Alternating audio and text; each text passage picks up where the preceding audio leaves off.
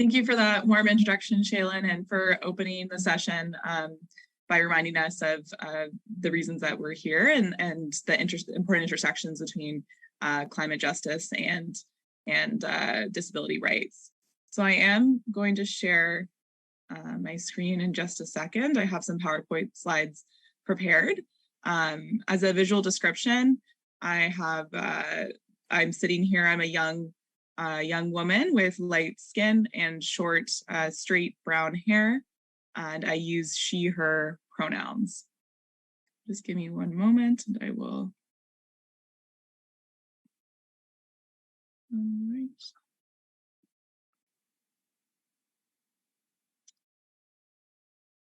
Okay. So today I'm presenting on behalf of Sébastien Jodoin, who's, as described, the research chair in human rights, health, and the environment, and has done research on the intersections between disability rights and climate action, including climate mitigation and climate adaptation. And that's the focus of our current research as well together.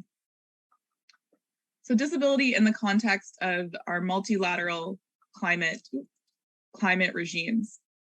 So in the Paris Agreement, it is explicitly stated that parties should, when taking action to address climate change, respect, promote, and consider the respective obligations of human rights. And that's including their obligations under the Convention for the Rights of Persons with Disabilities. And it specifically also mentions people with disabilities as a group whose rights may be disproportionately affected by climate change. And since the Paris Agreement has been signed, we've unfortunately seen that that is the case with different disasters that have happened around the world that have been exacerbated by climate change. So in the context of the UN CRPD, the Convention on the Rights of Persons with Disabilities, it's important to assess and take into account the differential impacts of climate change on the rights of persons with disabilities using an intersectional approach. So understanding that other barriers related to race or gender, for example, can also interact with disability, and that having that intersectional approach is necessary in order to ensure that our responses to climate change meet the diverse needs within a population. And then the second thing that's important to keep in consideration is developing and implementing evidence-based climate mitigation and adaptation policies that prevent and minimize adverse impacts of climate change on persons with disabilities and their rights.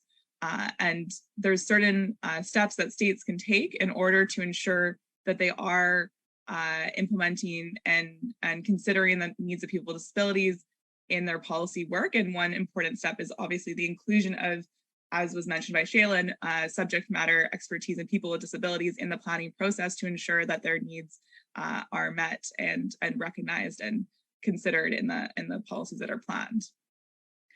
From the perspective of the UN CRPD, there are certain state obligations that intersect with obligations related to climate change. So the CRPD Article 4 requires that states consult people with disabilities and consider their rights in decision-making processes.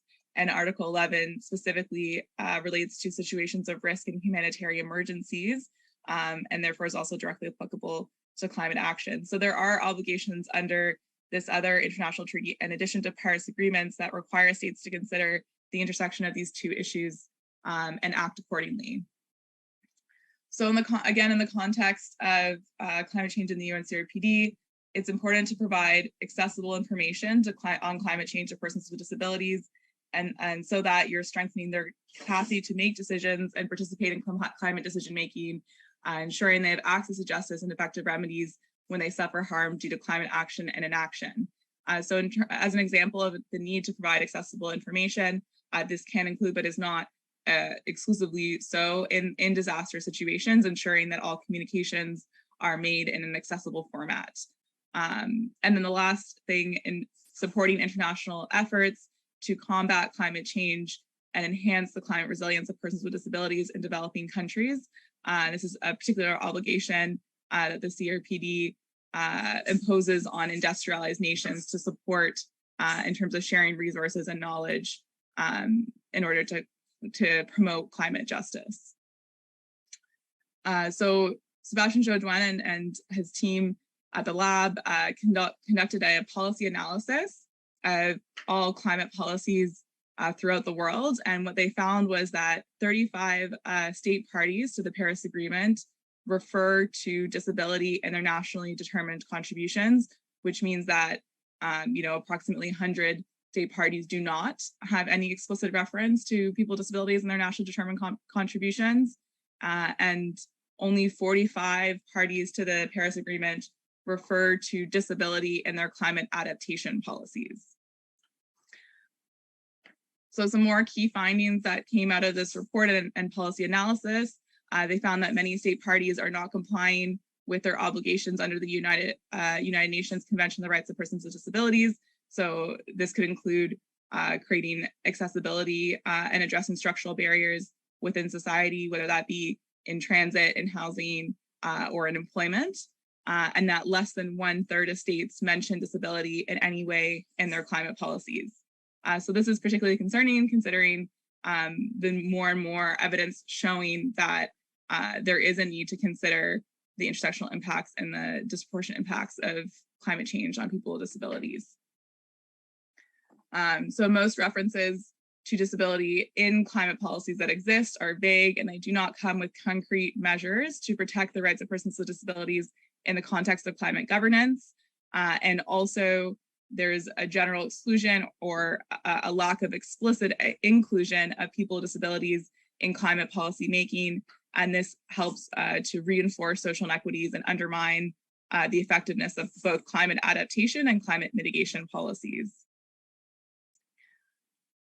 So a further recommendation from the report is to ensure that rights of persons with disabilities are respected, protected, and fulfilled in the design, development, implementation, monitoring, and evaluation of all climate policies, and to ensure the meaningful, informed, and effective participation of persons with disabilities in climate policy making and decision-making processes. And I will say also, after having attended the Conference of State Parties for the CRPD, there was a lot of discussion, a lot of emphasis underscoring the importance of this point in order to ensure disability inclusive climate policies. So further recommendations included adopting and implementing disability inclusive climate adaptation policies that enhance the resilience of persons with disabilities to different climate impacts, and furthermore to adopt and implement disability inclusive climate change mitigation policies that enable persons with disabilities to contribute to, benefit from, and enhance efforts to decarbonize societies. So these were all findings from the reports. Just to kind of briefly mention some of the differences between climate adaptation and climate mitigation. For anyone who is not aware of that, climate adaptation are policies that help respond to the effects of climate change, whereas climate mitigations policies are focused on reducing greenhouse gas emissions to prevent further climate impacts. So there's different types of policies that are in each category. We're currently doing research on climate mitigation, and there's particular intersections around transportation, for example, in terms of helping to decarbonize transportation, but also make it more accessible simultaneously, trying to leverage those synergies in order to ensure, greater accessibility for people with disabilities, but also ensure efficacy of the climate mitigation policies themselves.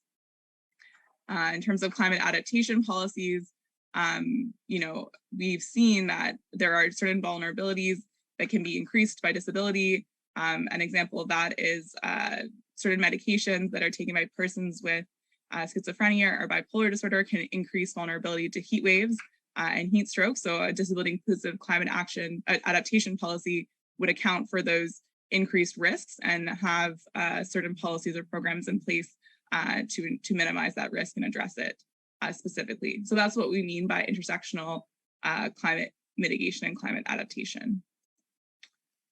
And then, kind of building on that, another recommendation was to take that intersectional perspective and consider how it not only relates to disability, but also other identity factors such as gender, race, indigeneity, and other factors that could increase risk for different climate impacts. And the last thing would be to undertake universally accessible climate action that maximizes these synergies with the promotion of disability inclusion and generates resonant impacts for society as a whole.